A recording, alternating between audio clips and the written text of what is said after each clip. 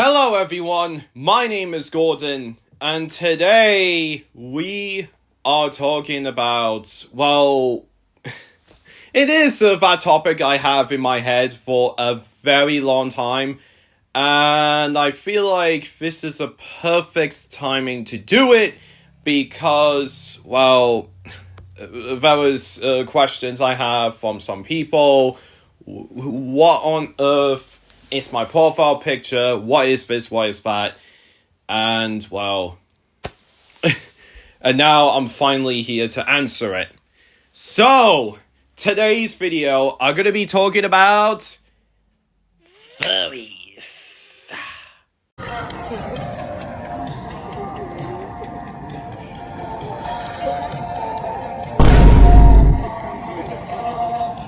So, before we get into what the furry is, I'm gonna explain some disclaimers here. So, all of this is actually based on my 10 years of research on this community. So, I actually have learned about this since 2013.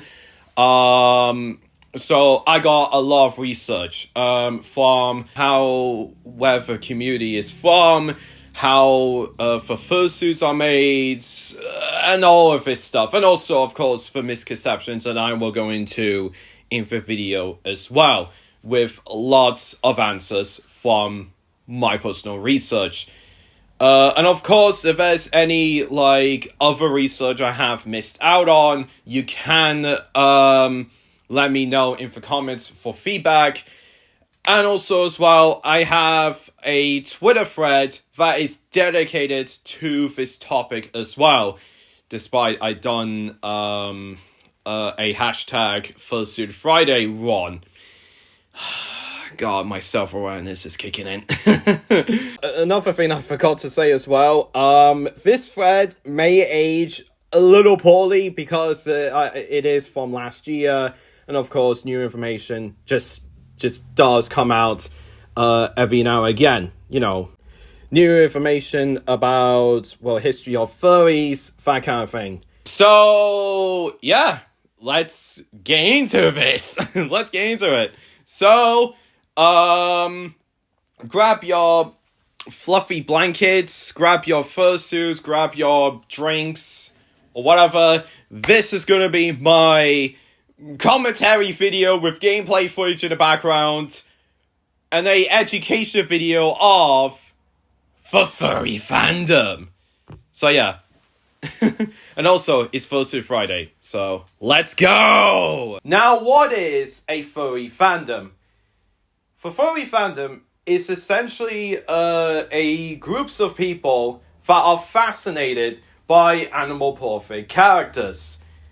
And if you don't know what that is, animal portrait characters, it's essentially characters that are animals, but with human characteristics. Take video games, for example, like Sly Cooper, Sonic the Hedgehog, TV shows like the Looney Tunes, films like Zootopia, for example. Those type of examples I'm just trying to get out of it. And also whatever Disney stuff that involves with animal portrait characters, including Mickey Mouse and all that jazz. So yeah, that's what concepts of animal portrait characters are. And a lot of people in this community are pretty much fascinated by the concept. And the funny thing is about it actually all started in a sci-fi convention. No, literally, in a sci-fi convention. I'll explain. So, the whole concept of this fandom has started back in the 80s. With some sci-fi fantasy Comic-Con conventions. Back in the 80s. By some guy named Steve Geraghty. If you don't know who he is, he is the person that made a comic, and also he is a part of, called Elmer Thelma EDF, which is basically a sci-fi comic involving with animal-portrait characters. Now, despite, of course, animal-portrait characters have been around longer than, well, the community itself, but however, the whole concept of the community hasn't started until that guy came along. And since then, after people taking interest of the fandom, well, it has started to skyrocket it. In 1989, the world's first ever furry convention called Conference Zero. I am really sorry I pronounced that name wrong. And that is where the community is born. And since then, after 1989, well, after the fandom is being created, well, it's not really the US only thing. It actually take interest of the internet, thanks to the late 2000s and also for 2010s. It's pretty much started becoming a worldwide phenomenon in the mainstream with pop culture and the memes. Yeah, that's why you've seen a lot of memes evolving with furries, and also you see a lot of furries at, well, conventions and stuff. Not only just furry conventions, but like other conventions like comic book and anime conventions, all that good stuff. And also for cosplay community as well. And now it's getting to a lot more meat and potatoes, right? Hey, come over and have some fun with Crazy Taxi! That is utter cringe. I am so sorry. With a guide and also learn a bit more about how the fandom works. Then the misconceptions, which I'm glad I am going to be answering all of those questions to you all in this video. So let's get into it. First off, furry conventions. What the hell are furry conventions anyway? So, if you don't know what a furry convention is, well, I'm sure you probably get a concept of how conventions work. It's essentially a convention that pretty much multiple groups of furries meet up in like a massive building. If it's like a hotel or whatever, you know, basically making new friends, taking photos, playing video games, etc., etc. Think of anime cons or comic cons, for example, but we're more furry, shall we say. There's quite a bit of options in furry conventions wise. Ones in the US, including Midwest Fur Fest, AnthroCon, Furry Fiesta, and many others that are in the US. But however, again, remember, this community is not really a US only thing. We got other conventions in the UK and also in Europe. For example, in the UK, we got Fursuits. That's actually in Birmingham, funny enough. We got Vacation. And in the EU, they got Eurofans. Now, all of these conventions, they are a non-profit companies / groups. Which, of course, essentially... they just basically get money from a convention from the attendees, and they basically raise money for multiple charities, mainly animal charities, far as I've seen. Most of these conventions anyway. But the biggest record as ever held at the furry convention raising money for charity is Midwest Fur Fest. Now, when the convention first started back in 2000, it only had 473 attendees, and it only raised about $3,522. But as of 2019, it did change a lot, by the way. As of 2019, the convention had 11,019 attendees, and it made a whopping $224,704. That's for a animal charity, by the way. Which is absolutely insane. And yeah, you can clearly tell how much of this convention has changed from being a little convention that held like hundreds of people to basically for mainstream masses, which is insane. Now, I need to add in as well, as of 2020, after the pandemic, when the convention has been closed in 2 years, it did make another record with 13,641 attendees, but however, it only raised $106,283.06 for the charity called Street Dog Coalition. I hope I read that right. So yeah, that is one of the examples in recent years, well, especially in the late 2010s, that is a insane amount of number of attendees and also how much money it made. Which is honestly unbelievable if you think about it for an animal charity. It's just something I never seen. A community that is so passionate about, animal-perfect animals and also cared about, the animals in the world, that kind of thing. And also, if you want to know what the conventions look like in general, I probably put in a link in the description of this video so you can see MFF 2019 and also 2022. Now, furry conventions, they do look like a absolute laugh. I mean, they look so cool, you know what I mean? But however, they can be very expensive sometimes, especially it depends which hotel you're going to, that kind of thing, and also for tickets and all that. And sometimes, if you're trying to go on their websites, it can be very hard. It can be like, shall we say, you're trying to get a PlayStation 5 after it launched, right? It's pretty much like that. But however, there are other options out there that, well, basically can save you money and also making friends as well. So, let's look at the other option that, well, may save you money and also, well, making friends a bit more easier.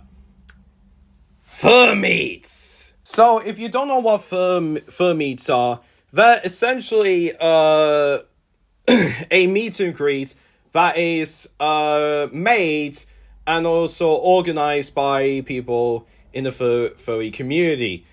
I'm just trying to describe what a furry meet is in some description, I'm sorry. Think about a car meet, for example. You show off your car, you say story about your car, and also making friends and what other hobbies they into, that kind of thing. Yes, I know, it is an absolute shit description I have to give, and I do apologize about that. Now, most of these meets usually take place in a pub, for example, or even places like Geek Retreat, for example, that, well, geeks hang out, right? There's actually a crap ton of them in the US and also in Europe. But however, in the UK, we got quite plenty here as well. We got, for example, Furry Moment, which is a fur meet that takes place in Cardiff. There's Bristol Furs that takes place in Bristol. And also a fur meet that takes place in Leeds. With fur meets and also furry conventions, there is one or two things that you have to keep in mind with. The first thing, yes, most of them, you have to require ID, which for basically security purposes, they need to require ID to verify your age, so you can get in a furry con or even a Furmeet. Now, most of these, you have to be age of 18 or over. Some, you need to be 16 and over, but however, like ones in Cardiff, for example, with Furry Moment, you don't need ID whatsoever. You're just entering in, and that's it. That's what I have experienced. I just, waited outside for a little bit because it is packed, by the way. I just waited for a little bit, and then one person gone out. I just basically gone in, and that's it. That's about it. It's essentially one thing that, well, I kind of appreciated. Well, it does make sense because, well, Further Moment takes place at Geek Retreat, and Geek Retreat as like a restaurant and also a place where you play games or whatever, is for all ages. So that makes sense. Now, if it's in a pub, that does make a bit more sense because of, you know, alcohol, that kind of stuff.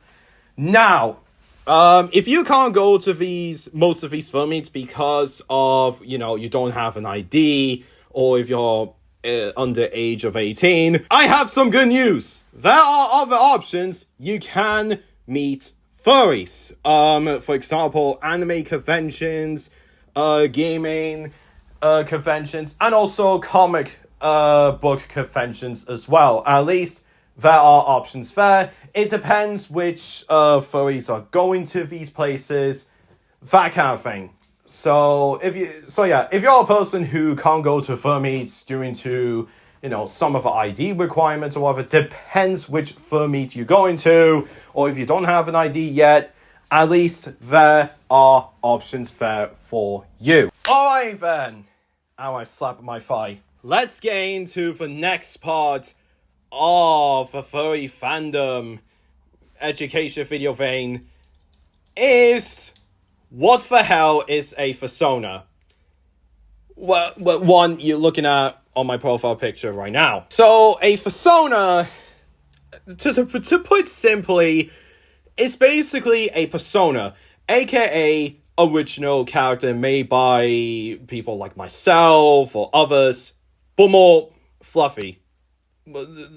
Yeah, but more fluffy. That basically represents, well, who you are as a person in the fandom, like the furry fandom. And it's not much to explain about what the persona is. I mean, if you know what a persona is, you know that people make their own personas or whatever, just think about that, but with more of an animal version of it, and that's about it. That's all it is, really. It's just basically a furry version of yourself. Nothing too, well, complex to explain about it. Just, you know, I don't want to think too hard with it. Now, there's a lot of them. There's a lot of furries out there that do represent their character, depending what theme they have going for it on the original character, what they representing, that kind of thing. Like, for example, my character. I just represent my character. I mean, you already seen the theme going for it. There's a lot of quite inspirations from, for example, Sonic the Hedgehog, and also, you know, the design that looks like basically a sports car. And also, with a bit of the Easter egg with the tail, that is actually a reference to Sly Cooper. I know, I love that franchise so much. Now, if you're wondering, wait a minute, Gordon, how do you make your own character? How you do that? Do you do it by yourself? Do you copy other people's work or something like that? I don't get it. What is this ref sheet? What is it? Now, if you don't know what a ref sheet is, I'm sure you've probably seen it a billion times before. In production of like shows, movies, or video games, a ref sheet is basically what your character looks like, right? You know, basically, you just make your own ref sheet, what the character looks like from front, side, and back, which gives out an idea, to basically show, you know, for people what your character looks like. Again, think about, you know, character sheets for video games or for movies and such. The reason why production companies have to have ref sheets for, well, reference sheets it is called in the proper term. The reason why they need to have it for characters in films is because they need to get the idea what the characters look like when they present it in film or whatever. And I'm sure there's like design changes as well. Yeah, that's all it is really. You can make your own ref sheet if you want to. Although, if you don't want to do that, there is plenty of free web sheets out there. You can, you can just download from DeviantArt or whatever and do it. And also, you could just think of one of the animals it comes to mind if you want to represent your character. For example, mine is a wolf, and I know how I designed my character, which, as you could tell. And also, it could be anything. It could be a rabbit, it could be a dog, or a cat, or whatever. And also, sometimes you can have a mixture of the two as well. Like a Cabbit, which is a mixture of a cat and a bunny. Rabbit. And for one thing you shouldn't be doing if you're gonna make your own character, please do not copy other people's characters. If you do, you're basically an absolute idiot and also a art thief as well. Please do not steal art from other people, or do not steal characters from other people as well, including mine, because, well, yeah, you are going to be in trouble for doing that. How you use your character, it's pretty simple. If you want to, commission furry art or yachts like these ones, for example, I just put up on screen, you just show your web sheet to the artist so they could get the idea of your character, and then they just do it. You will get the art of your character, but presenting in a different style. But now, let's get to the meat and potatoes.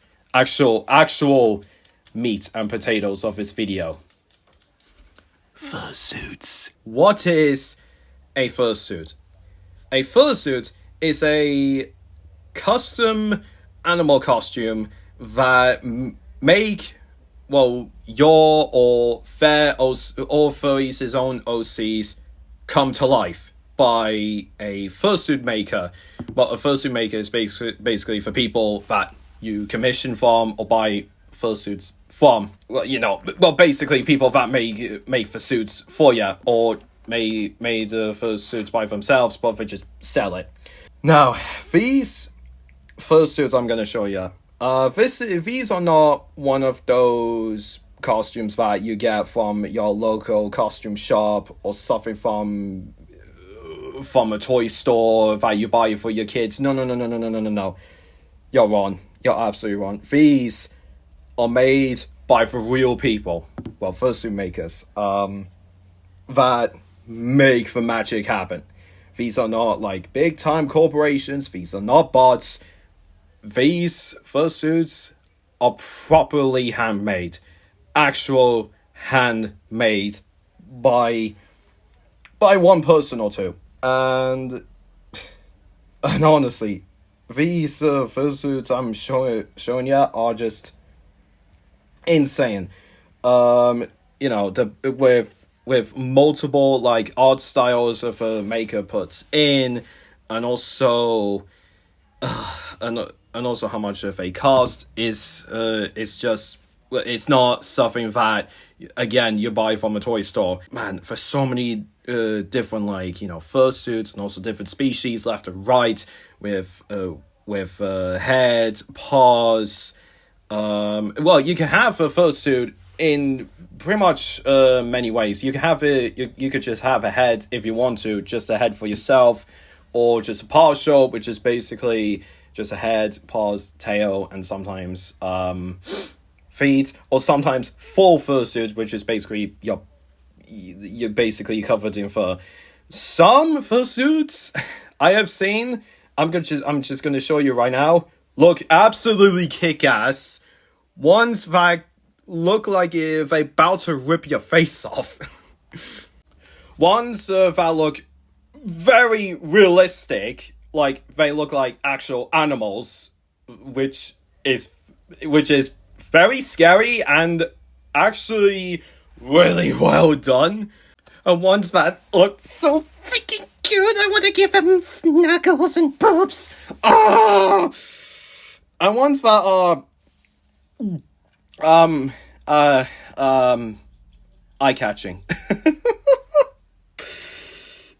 Those are examples I show you right there, that you get the idea why there's so many different styles of, art styles on fursuits and also type of fursuits, that kind of thing. Now, there are two things, how to get them, if you want to actually get these. Now, I know one of the easiest things to do is just get them, commissioned, which is basically you just show your ref sheet to the maker, they get the idea of the fursuit, and then they will actually do it for you, and there you go. Or you can just get them pre-made from the maker. Now, there is one problem to this, that they can be very expensive, some of these fursuits. On fursuits in the UK, they do cost around, on average, I think this is where inflation does come to effect on this.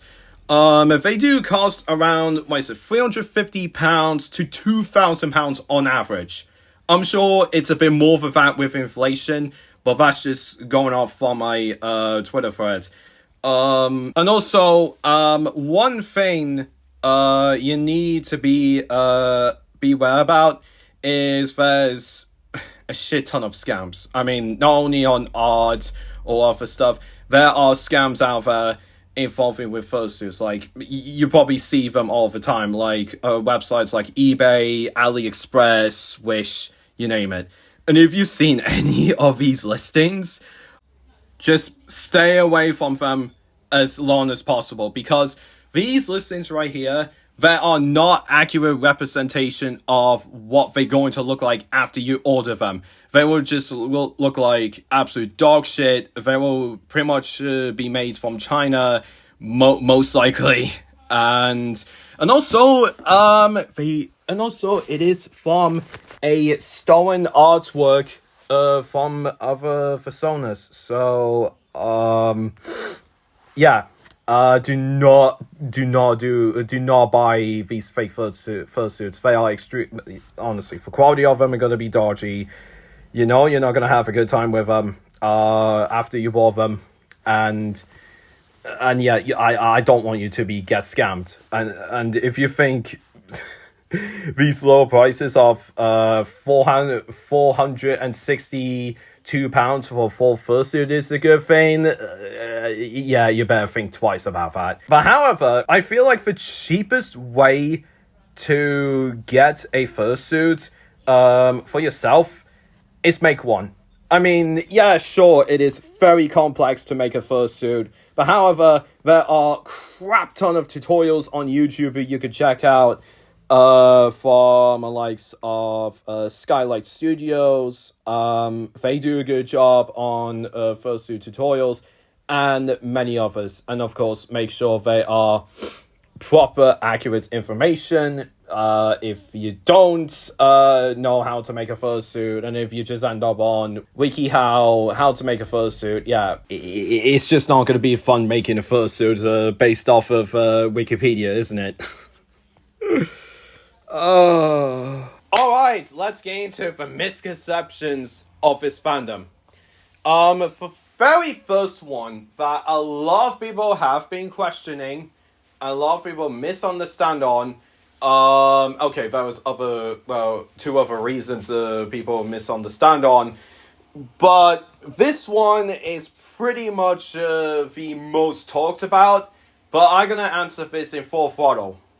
So here goes. Is the furry fandom a sex-only thing? Here was my short answer. Hell no! It is not. It's not a sex-only thing. Please, stop. Stop thinking about that. Now, okay, yes, there is a sexual side of this fandom, but is it really the biggest deal in the world? No, it is not. It's not really the biggest deal in the world because this sexual side of the fandom, it's just only a small portion of the community. It's not that big at all. Hell, most people I talk to are actually not interested on, this sexual side of the fandom anyway. So, and besides, every single community, right? Every single community, including the anime community, the cosplay community, or whatever communities you can ever think of, have a sexual side anyway. So what is the point of people complaining about this? Now, okay, if you're sort of a person who is really into the sexual sides, you know, of the fandom or whatever, and if you want to basically, you know, have a bit of a oogie boogie day with somebody wearing a fursuit, as long as if it's a consenting adult, a adult that is age of 18 and over, as long as if you don't hurt anyone or anything, that is fine. But however, there are twats out there that do trying to twist the furry community.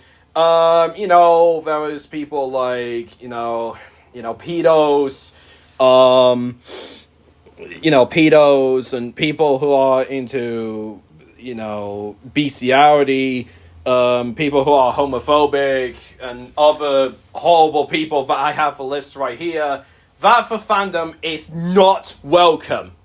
That for fandom is, they don't accept any of these groups. So there you go. That is pretty much the first thing I need to get out of the way. And now here is the second thing I need to get out of the way. Furries are only for gay people, right? Right? Well, that is not true. For fandom is really LGBTQ plus friendly. Like, they welcome anyone from an LGBTQ plus. And there are a lot of statistics. There is a lot more people that are gay, bisexual, pansexual, or whatever, that are a part of the furry fandom. Although, on the other hand, there are straight people can join this fandom, which, as you can see, the statistics right here. I know these are old, but hey, I just need to show them to you for proof. In this fandom, doesn't matter if you're pansexual or gay or trans or whatever sexuality you're part of the LGBTQ+, or even if you're straight, the fandom is welcome. Pretty much the fandom itself is welcome to anyone, as long as they don't do horrible things, of course. And of course, the community itself is human rights friendly and all that stuff, you know what I mean? All that good stuff that they know about human rights, you know, trans rights, autism rights, equal rights, you name it. Now, the final misconception of this fandom is, do you really need to require a fursuit to be a furry? The answer is no. No, that is not true. Now, you can be a part of a fandom without a fursuit.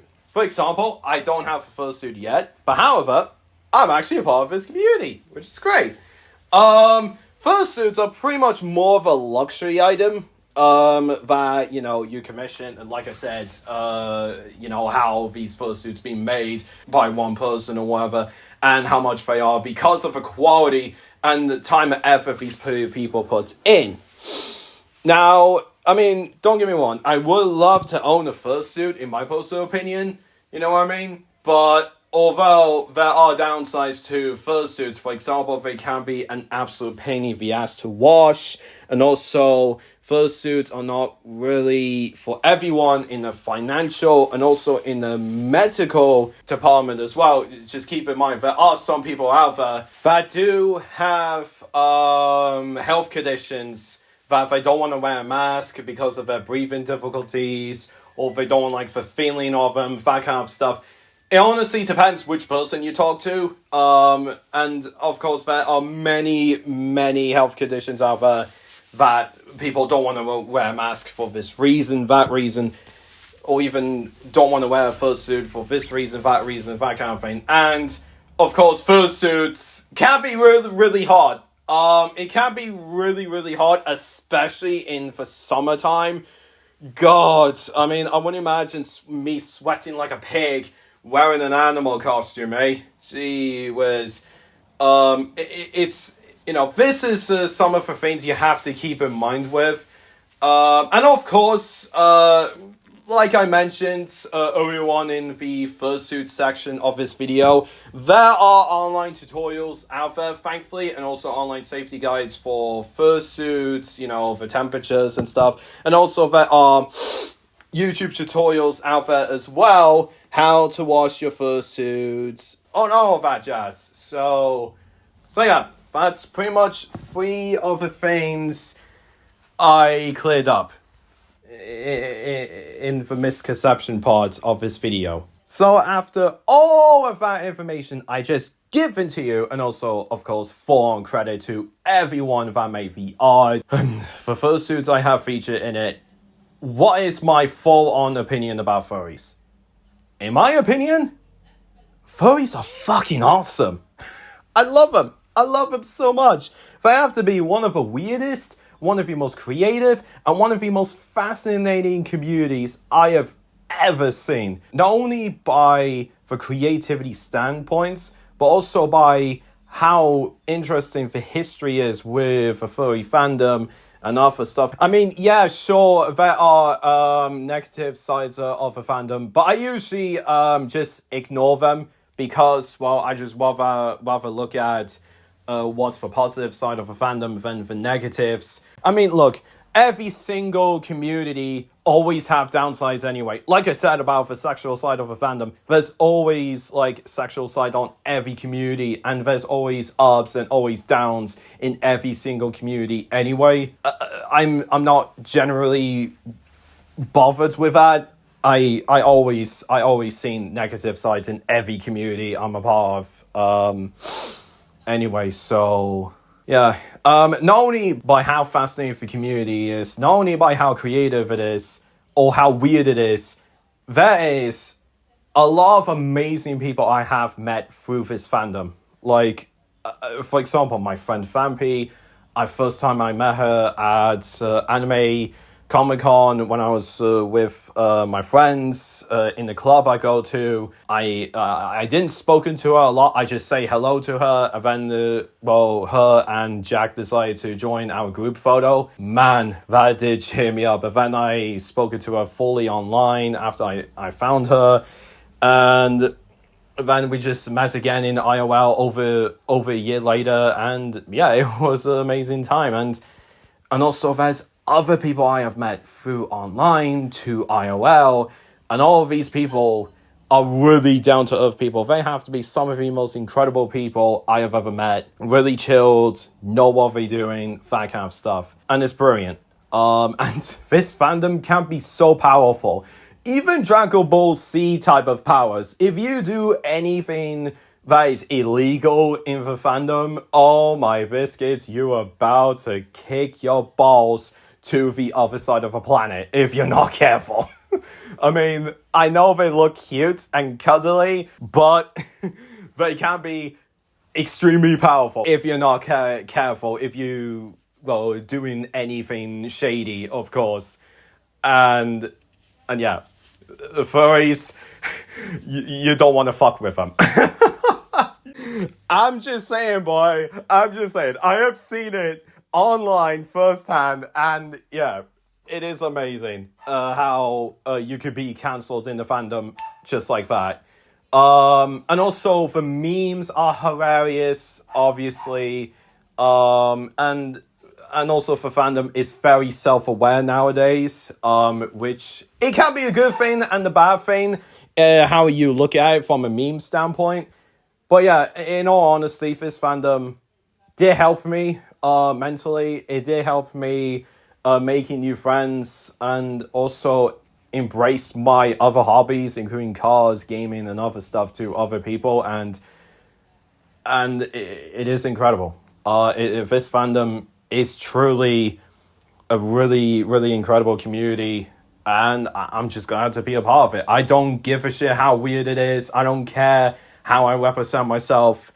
I mean, all I care about is everyone to be happy at the end of the day. And yeah, I feel like every single community should be happy who they are at the end of the day. As long as they're not doing illegal stuff, of course. You know, if you basically, I don't know, being an absolute asshole, like, you know, being the pedo, transphobic, and other stuff that I have mentioned previously earlier on in the video, yeah, you're about to be kicked out. And also, I'm about to block you if you do any of those illegal things.